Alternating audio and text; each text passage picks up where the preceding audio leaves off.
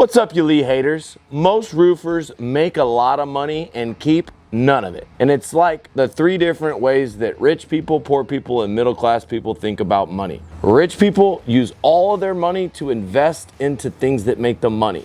Poor people work really hard so that they can use their money to pay their bills. You know what most of us roofers do, us middle class rednecks with paychecks? We get our money and we see how much we can spend and multiply it. That's right, we make more money so that we can spend more money on credit. Whether it's a bigger house, bigger boat, bigger truck. And I just want you to know the most valuable asset you have is a roofing company that makes $1 million, $2 million a year, runs without you. And my mission on this channel is to help people start, build, grow profitable roofing companies that allow them to live the blue collar American dream. And today we're gonna unpack how you should pay yourself as a salary, where you should put your money, and your most important asset as a roofing business owner and what you need to do to make it worth multiple 8 figures. Let's get inside this wealth building exercise. Step 1, here we go.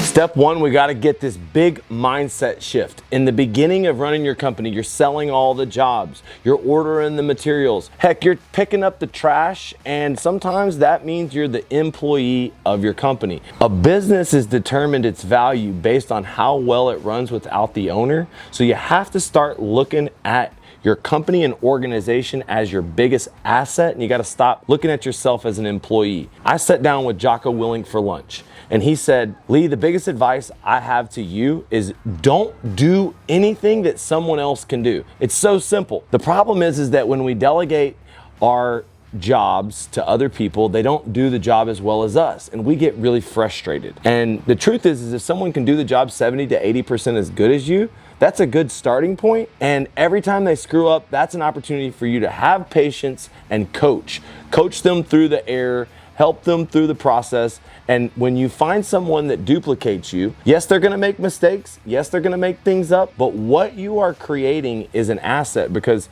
when a private equity comes into your company, they wanna find out how much owner dependency your company has. Is the owner dependent to sell the jobs? Is the owner dependent to recruit the sales team? Is the owner dependent to run the production? What happens if the owner leaves for 6 months? So every time that you train your duplicate, you're literally building value into your company. And so stop thinking about the value of yourself being how much roofs you sell. I used to always think it was all about revenue. I wanted to be a $100 million company. And revenue is for vanity. Profit is for sanity. And that's based off of how efficiently your business runs and the core components of knowing the numbers. And so that's what we're about to unpack in the next segment.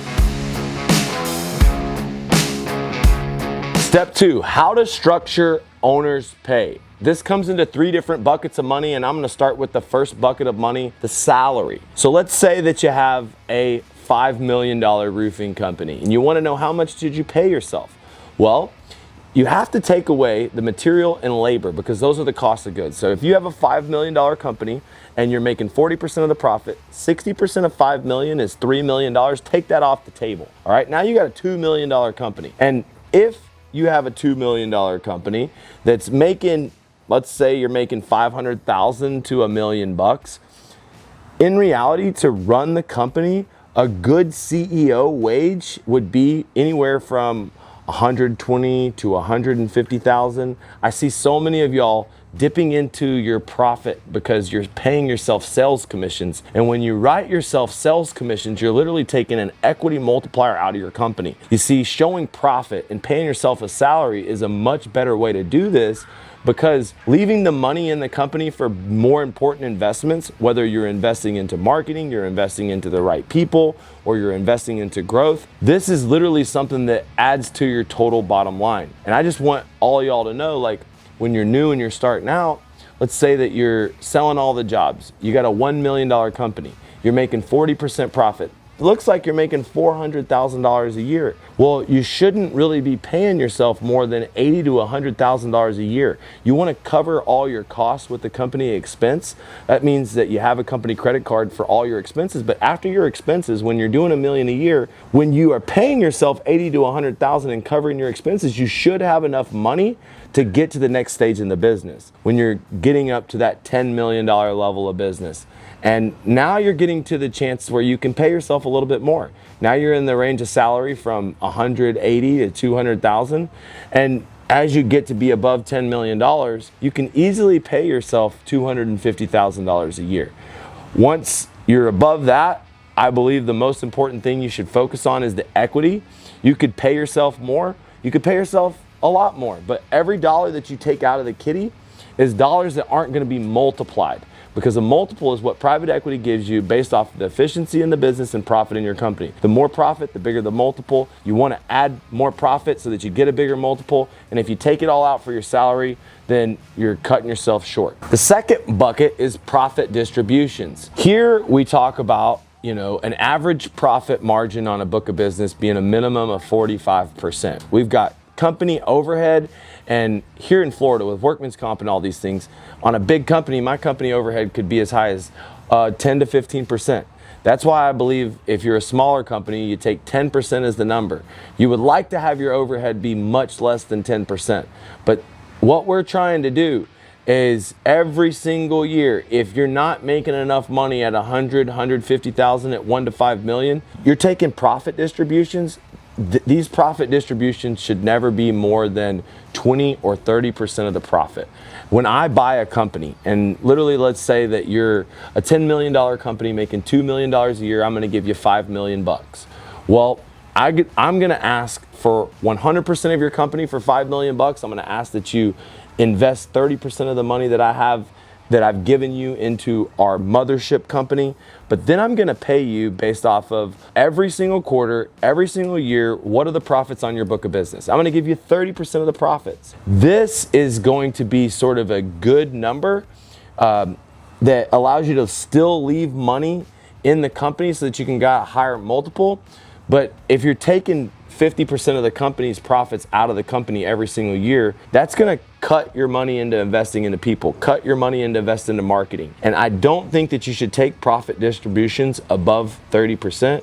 And if I buy your company, I'm gonna pay you a salary and I'm gonna give you bonuses that are based off of 30% profit. And I believe that is the profit that you should pull out of the company, no more, no less. The third category is gonna be bonuses or dividends. These are like, sometimes when the owner's involved in a big commercial project, instead of writing it as owner's commission or like it's a commission structure, you could mark it as a dividend or a bonus and it won't go against you in private equity. But let's say I was a part of closing a multi-million-dollar deal and there was tons of money in profit. A lot of times with private equity, if you have these big jobs, let's say $2.5 million job, $1 million in profit, and out of nowhere there's $1 million in profit in your book of business, once they start picking apart your book of business, they're probably gonna say, hey, what was this job where you made $1 million? You don't really have any other jobs like this. Is this something that you can do on a regular basis? Probably not.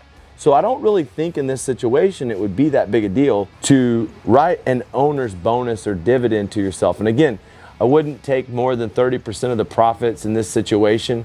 And just remember, all the money that you take out of the bank account, it is going to affect the bottom line. And what we want to do at the end of the year when we show our profit and loss, when we show our balance sheet, is we want to show that our company is making a net profit of 10 to 20%. When you're doing $5 million in sales, the goal is to be making at least $1 million to $1.2 million profit with you paying yourself a salary. That is, you didn't take sales commissions, you paid yourself a salary, your company sold $5 million and it made $1.25 million.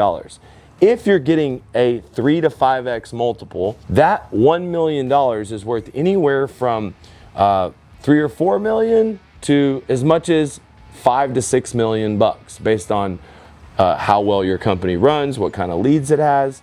And so when you take a bonus or you take a dividend, you want to make sure that it's associated maybe with a large commercial job or some sort of boom that came from a storm, and you don't want to take too much, because if there's anything that I've learned from the past, there's going to be good times and there's going to be bad times. And if you take all the money out of the company in good times, you're going to pay for it during bad times. And that brings us to our next concept.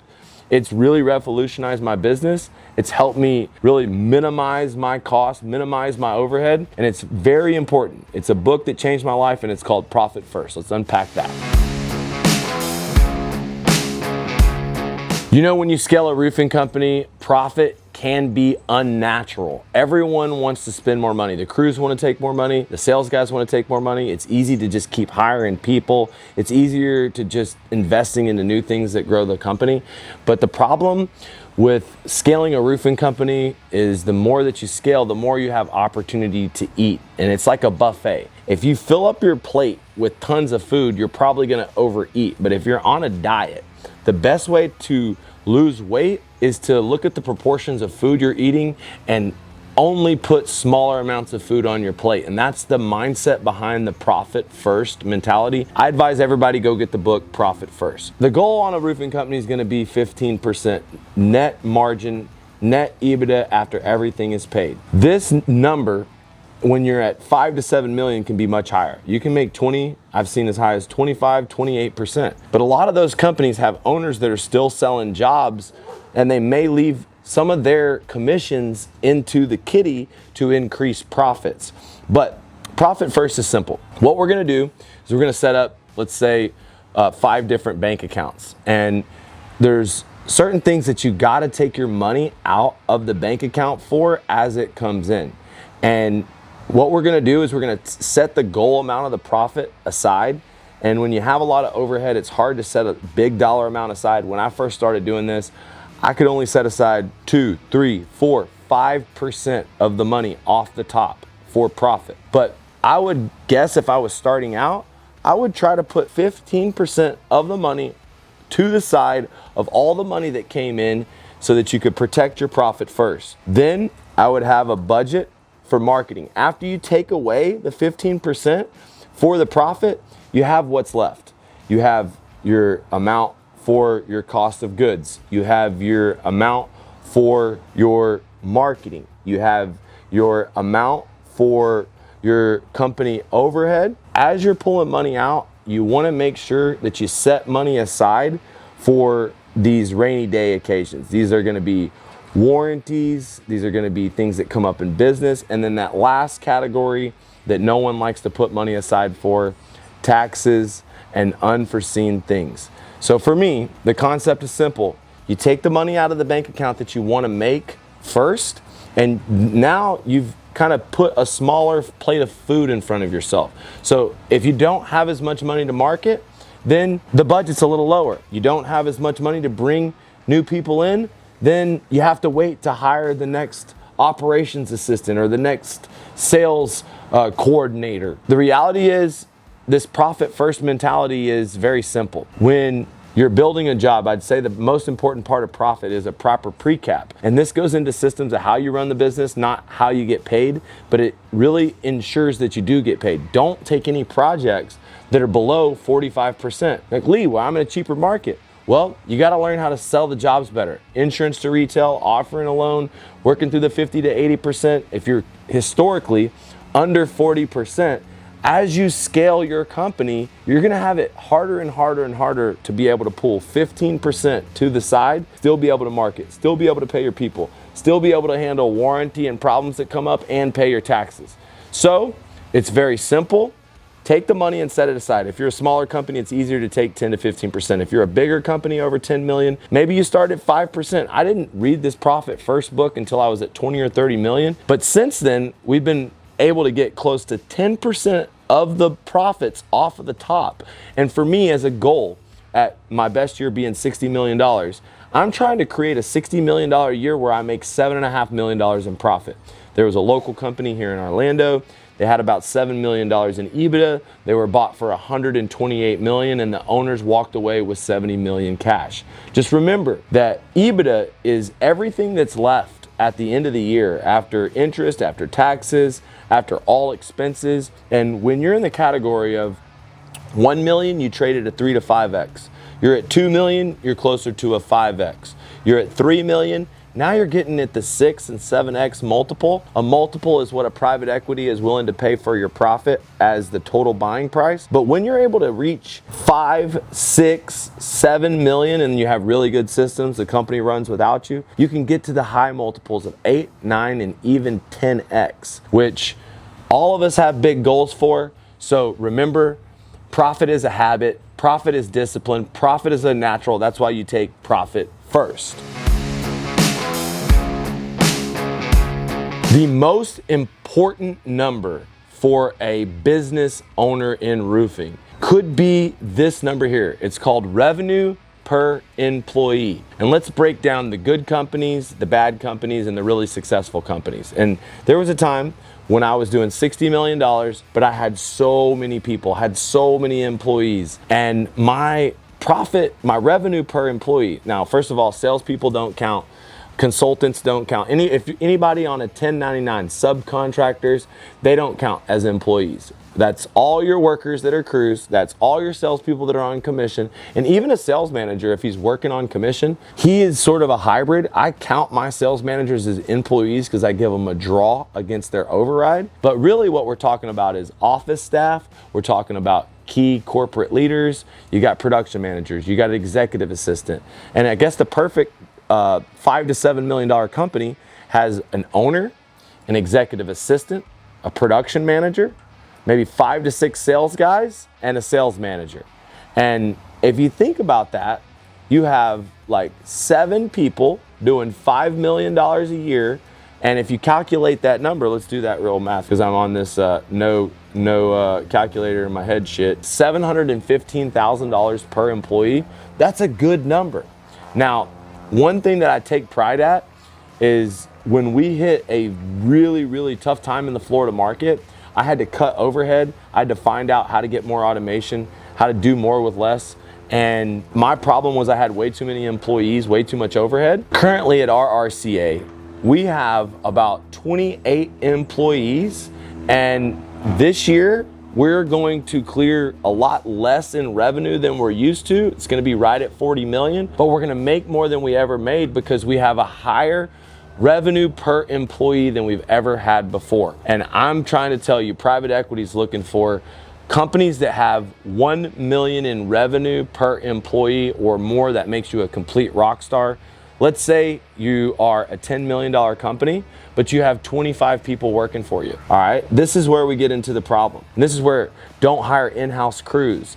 These people are employees. Don't hire someone to drive the truck. Make sure that if you hire quality control guys, you're only hiring 1 quality control guys for every 3 jobs a day you're getting built. But let's say you're a $10 million company and you have 25 guys. So 10 million divided by 25, see, that's $400,000 per employee, and that number is gonna create low profit, low multiple. And so if you really wanna look, I want you to do an assessment right now on your team, find out who's an employee, find out what your revenue per employee is, and set the goal for $1 million per employee. If you have a $10 million company, you should have 10 employees, no more, no less. Number 4, it's about building long-term wealth outside the business. My entire life, I've always been in the game of putting the roofs on the real estate. That's why I believe that roofing and real estate go hand in hand. My mentor, Grant Cardone, when I walked all of his apartment complexes before I sold him a roof, I thought, wow, look at all these people paying him rent. I want to be you. And so what's really cool about Grant is I took the money from not just that deal, but many other deals. I can remember I did a conference and I had a lot of money to invest, and I actually stayed in contact with his asset manager. His name's Ben. And Ben put me on a property in Daytona Beach. I became an investor in the property. We acquired it at $88,000 per door. And this was at a time that taking C-class multifamily, doing a little bit of improvement. We did some YouTube episodes at the property before we sold it. We did the roof. And I put a lot of sweat equity as a contractor to earn more like ownership of the property. But when we sold that property, we sold it for more than $200,000 a door. It was a like 1.7x, almost doubling my money over like 2.5 years. And that right there signified to me that I'll always put my money into cash flowing real estate. I took that money on a 1031 exchange and put them into 2 other apartment complexes. Those apartment complexes got damage on them. I actually had to replace the roofs on one of those this year. So it just goes to show you that if you take your money from roofing, you put it into real estate. Now, here's where I'm different than Grant Cardone. Grant Cardone says that single family real estate's a waste of money. That's a crock of shit. You want to live in your blue collar American dream, and you get rich in real estate when you buy or you sell.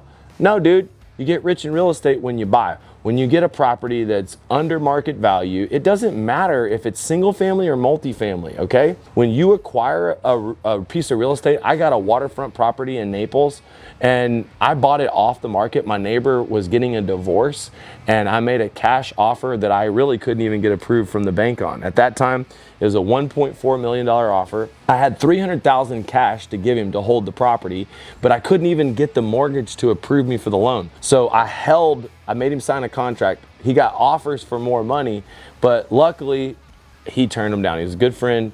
We ended up closing on the deal once I got funded through the mortgage. So it was basically an owner finance deal until I could get finance for the loan. But we lived in that house and I recently sold that house for $2.9 million. I bought it for 1.4, I sold it for 2.9. I bought it in 2019, I sold it in 2024. 5 years, 1.7 million in increase. I would say you're absolutely crazy to say that, I say like go find the most desirable places, and people like waterfront in Naples, downtown is where everyone wants to go. I just found a piece of property that was cheaper and found it off the market and used my sales skills to lock in the deal. And I would say forget about not buying single family real estate, but sometimes this is one of the best ways to not pay taxes. And so, you're watching this right now. I don't just put my money into single family real estate, multifamily real estate. I've been an investor into crypto, but this is sort of like the minor thing. This is like a risky fund. And investments into XRP have really, really grown throughout the years. And I'm not saying like I put a large percentage of my money, that's sort of the high risk money. But if you really want to know where I park my money, it's in the investment into my brand, into growing the impressions. Because, building the brand, building the community, that's my future recruits.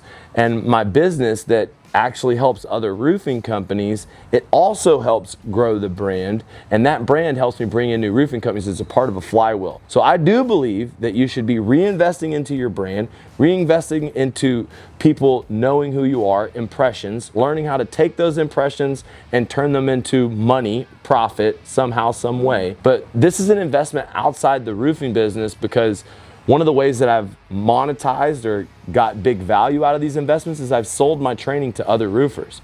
And so if you're watching this right now, you're an owner, you want to scale, you want to build 8-figure wealth, click the link below, schedule a call. I'd be happy to help you.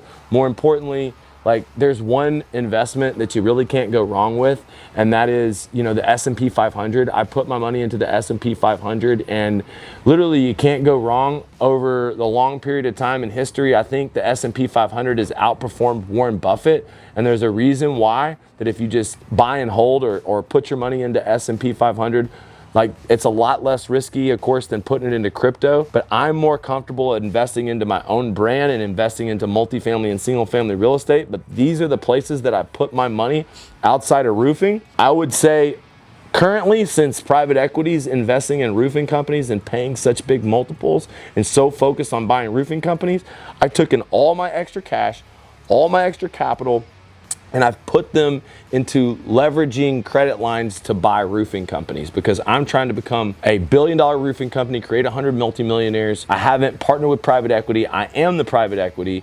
And so if you're trying to build wealth and you want to become the platform, I believe you should take some of your money and try doing what I'm doing, because this is a bigger ROI. Once my company gets to 10 to 20 million in EBITDA, I'm going to sell for multiple nine figures. I'm looking to get a $100 million check, which means I'm trying to make more money than Patrick Mahomes. So look, if this is something that you want to pursue, the blue collar American dream, you want to build wealth with me, make sure that you click the link below, schedule a call. We'll talk about your income path, what you're trying to do, your revenue per employee, your profit margin.